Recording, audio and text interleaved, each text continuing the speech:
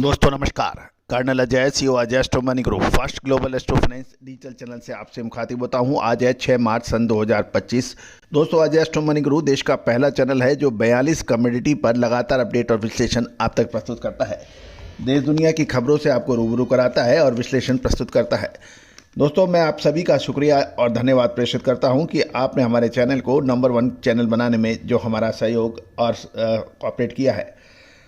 दोस्तों खबर निकल के आ रही है कि ट्रेड वार्स जो छिड़ी है इससे भारत को भी फ़ायदा या नुकसान हो सकता है। जानिए कहाँ कितना फ़ायदा या होगा नुकसान। लेकिन मोटे तौर पे भारत को सालाना $7 अरब की घाटे की आशंका जताई जा रही है, लेकिन कुछ गोल्डन चांस भी मिल सकते हैं। देखना ये होगा कि हमें कहाँ कितना फ़ायदा होगा या नुकसान। जानिए रिपोर्ट विस्तार से। दोस्तों खबर निकल के आ रही है कि अमेरिकी राष्ट्रपति डोनाल्ड ट्रंप ने बुधवार को कांग्रेस के संयुक्त सत्र को संबोधित करते हुए एक बार फिर रेसिप्रोकल टैरिफ की बात की है और इसे 2 अप्रैल से लागू करने का ऐलान कर दिया है। ट्रंप ने कहा, हम पहले 1 अप्रैल से लागू करना चाहते थे, लेकिन अप्रैल फूल के कारण अब इसे 2 अप्रैल से लागू होगा। अमेरिकन संसद के संयुक्त सत्र को संबोधित करते हुए अमेरिकन राष्ट्रपति डोनाल्ड ट्रंप ने भारत को भी लपेट लिया है।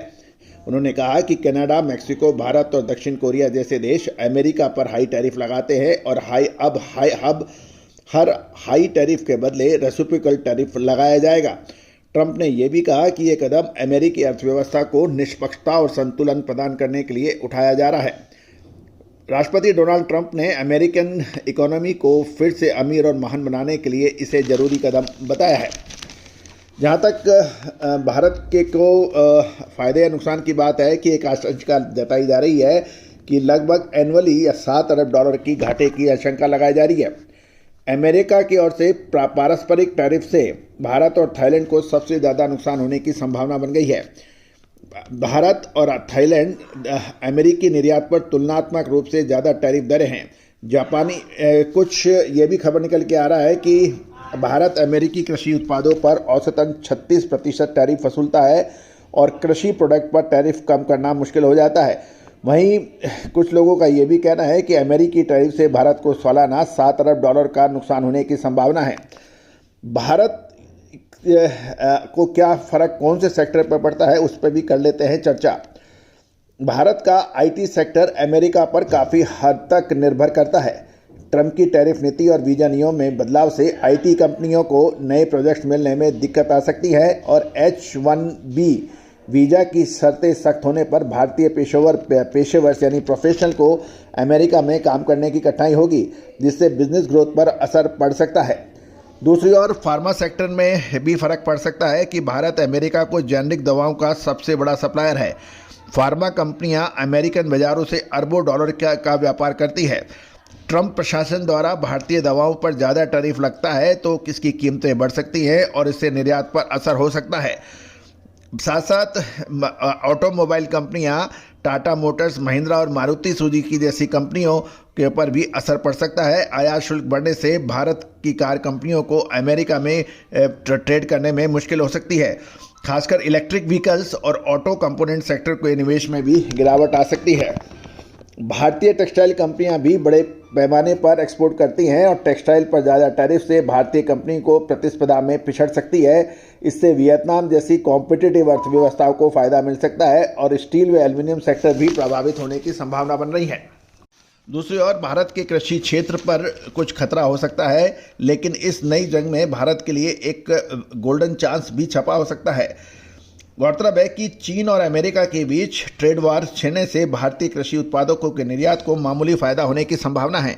विशेषज्ञों का कहना है कि भारत का इससे कुछ ना कुछ तो लाभ मिलेगा, लेकिन यह केवल कपास तक ही सीमित रह सकता है।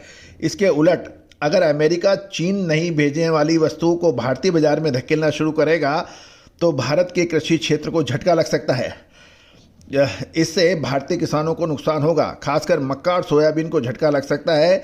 और एग्रीकल्चर प्रोडक्ट के जानकारों का कहना है अगर चीन अमेरिका से कृषि आयात कम करता है तो सभी जिन्सों में कपास अधिक फायदे में रहेगी और भारत से चीन को कपास का निर्यात बढ़ेगा, क्योंकि चीन अमेरिका का सबसे बड़ा कपास आयातक देश माना जाता है और टैरिफ का यदि बदले में कुछ चीन कार्रवाई करेगा तो उसको भारत की तरफ देखना पड़ेगा। दूसरी ओर अगर भारत सही रणनीति अपनाए तो अमेरिका के साथ बेहतर ट्रेड डील हासिल कर सकता है। ट्रंप की टैरिफ पॉलिसी को लेकर कई देशों का एक्सपोर्ट अमेरिका से महंगा हो जाएगा। ऐसे में भारत इस मौके का फ़ायदा उठाकर अमेरिका से फेवरेबल डील कर ले तो भारतीय प्रोडक्ट के लिए अमेरिकी बाजार के दरवाजे खुल सकते हैं। साथ ही जिन देशों पर अमेरिका ने टैरिफ लगा दिया है उसकी जगह भारत के लिए नया बाजार खुल सकता है। साथ साथ मेटल उद्योग के ऊपर विशेष फर्क पड़ रहा है। चीन की ओर से स्टील इंडस्ट्री की रीस्ट्रक्चरिंग की घोषणा के बाद भारत के मेटल कंपनियों के शेयर्स में भी जबरदस्त उछाल आया और निफ्टी मेटल इंडेक्स में 4% चढ़ गया। चीन के इस कदम से भारत के सस्ते इस्पात की डंपिंग में भी कमी आने की उम्मीद है, जो घरेलू इस्पात कंपनियों के लिए एक बड़ा सकारात्मक कदम हो सकता है। इससे हिंदुस्तान कॉपर जैसी कंपनियों को फर्क पड़ सकता है। दोस्तों, ये था एक विशेष अपडेट। आपका क्या कहना है कि सोयाबीन और मक्का के ऊपर क्या प्रभाव पड़ सकता है, साथ साथ स्टॉक मार्केट पे क्या प्रभाव पड़ सकता है? लेकिन ये ध्यान देने वाली बात यह है कि इससे अमेरिकन शेयर बाजार को जरूर खतरे में आ सकता है, क्योंकि इससे